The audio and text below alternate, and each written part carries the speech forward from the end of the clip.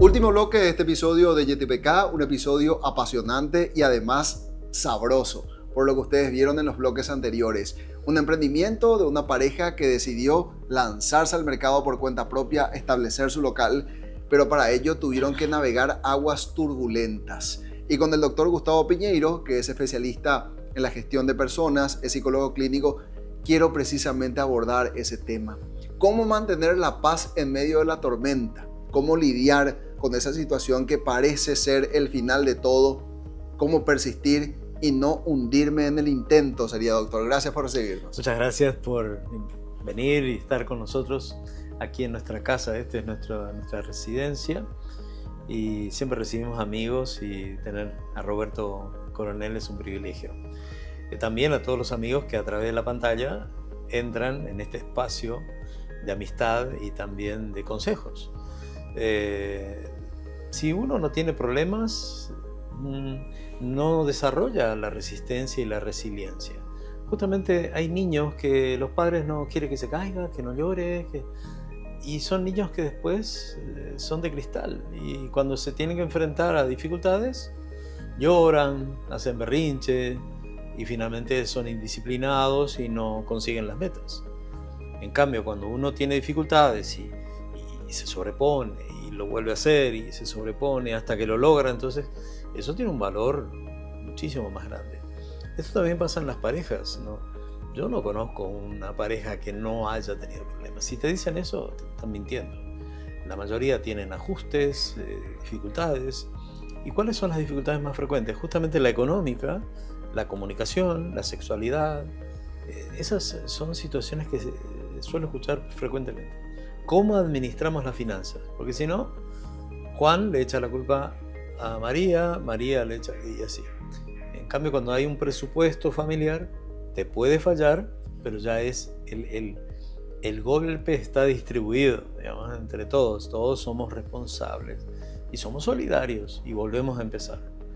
En medio de esa tormenta, como estaba diciendo, obviamente se despiertan tal vez, vos me dirás mejor por tu profesión y tu especialidad, algunos aspectos conductuales que hacen a nuestro instinto de querer sobrevivir, incluso de persistir en un negocio, como es este el caso.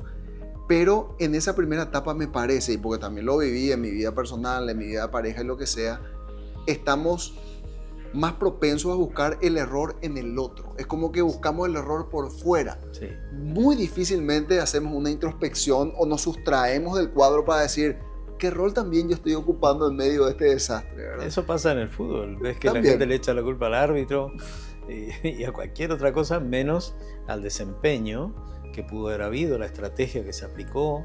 Entonces seamos más específicos en nuestra vida también.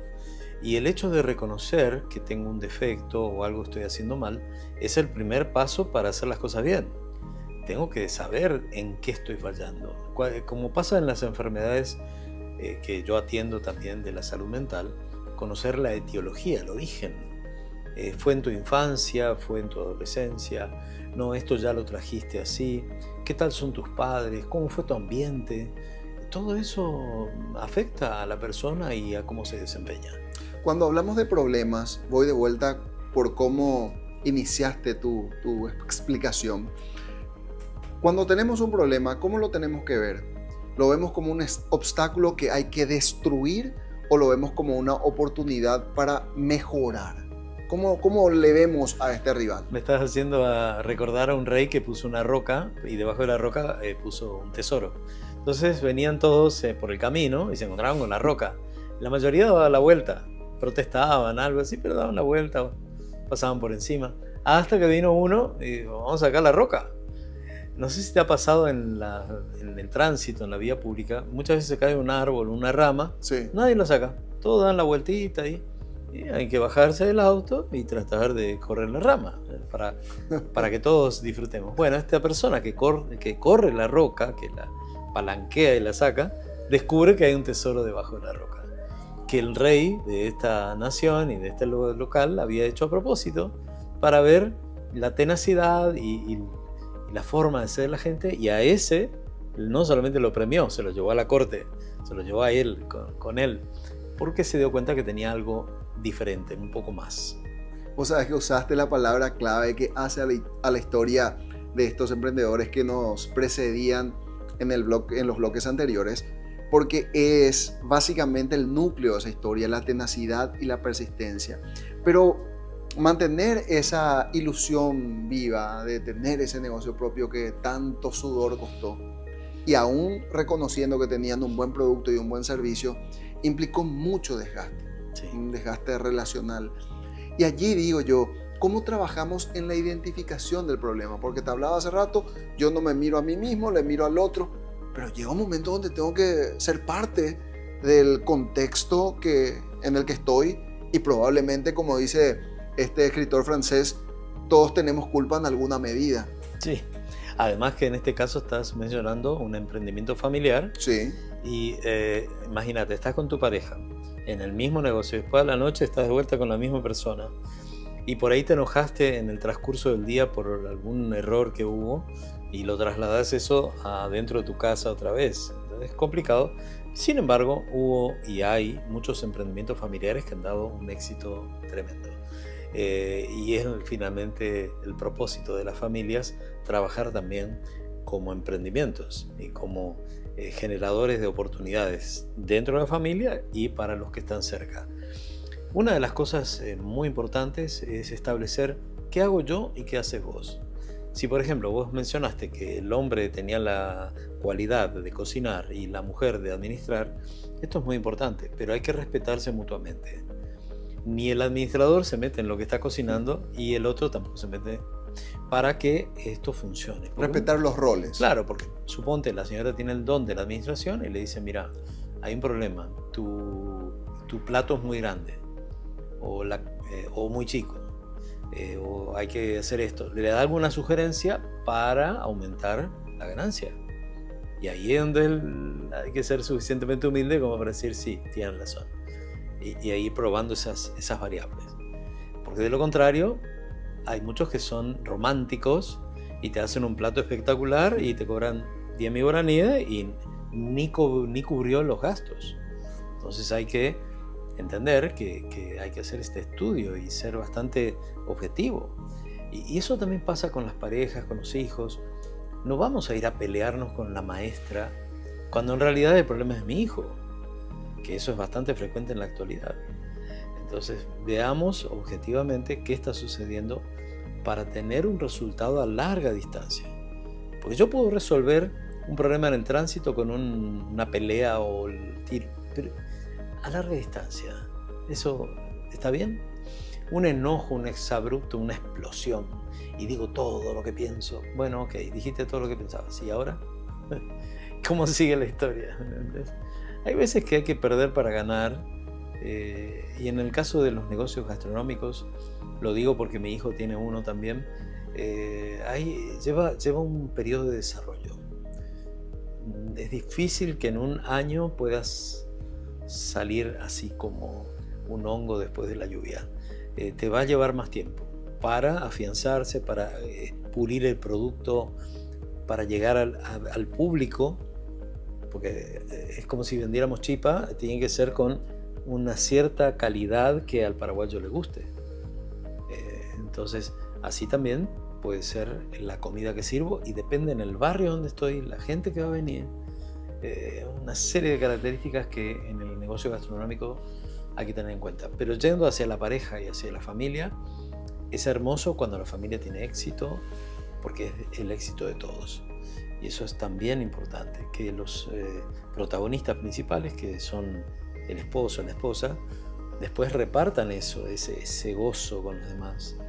Pero que todos participen, no sea cosa que el papá y la mamá se están esforzando muchísimo y los hijos están jugando jueguitos en la casa. Entonces que todos puedan participar hace de estas personas una diferencia. Yo lo he visto en el caso de mi suegra, mi suegro y sus hijos. Todos los hijos tenían que participar. Entonces, si bien no tuvieron un negocio gastronómico, pero te puedo asegurar que la resiliencia que desarrollaron fue tremenda.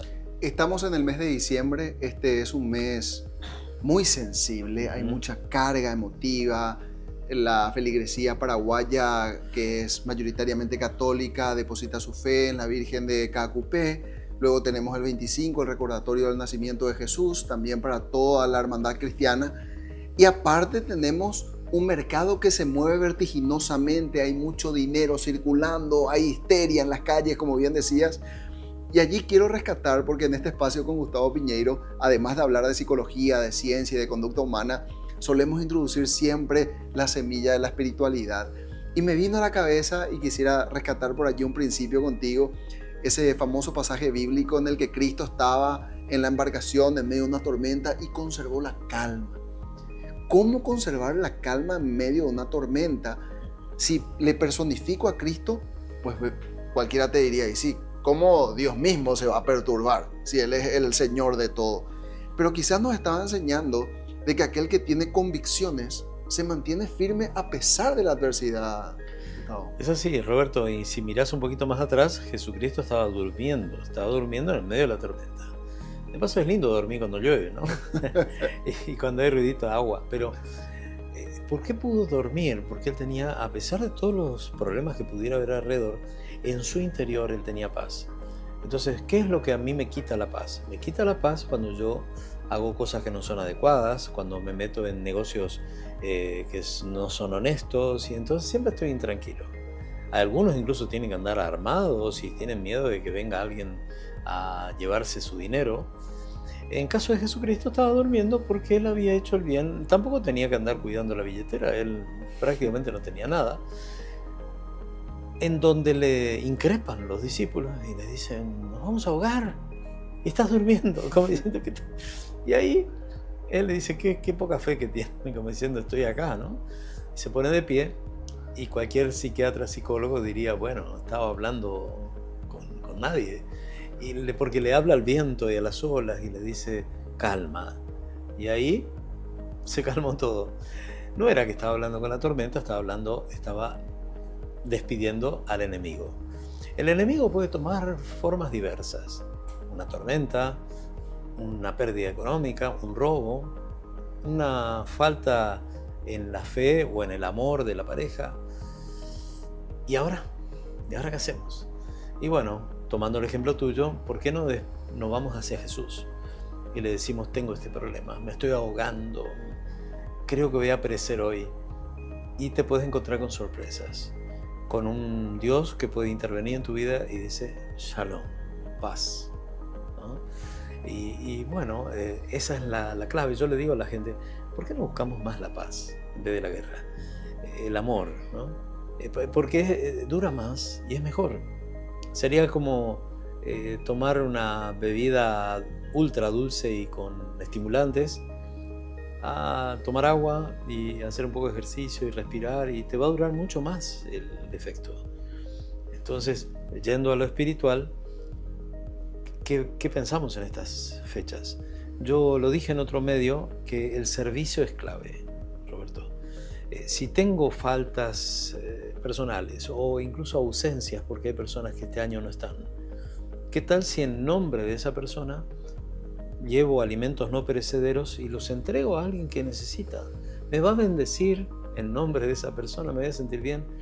E incluso hay gente que ha ido a celebrar la Navidad con las personas que están en la vía pública o han ido a un hospital y no necesariamente armaron la gran fiesta en su casa. Son formas de llenar ese vacío, que es finalmente un vacío espiritual también. Nos quedamos con eso y me quedo con lo que empezabas diciendo a esta última pregunta, revisar lo que tengo en el interior, hacer esa introspección, si el negocio no está saliendo, si la cuestión está difícil en la casa, si la relación con la pareja tampoco está funcionando del todo, empezar a revisar qué uno tiene por dentro y con qué herramientas puede librar esa batalla que efectivamente te ha llamado y que necesita a sus mejores soldados. A ustedes muchas gracias por la atención y por la preferencia. Nuevamente gracias, doctor, por tu tiempo. Muchas gracias. Les esperamos en un próximo capítulo de YTPK. Será hasta entonces.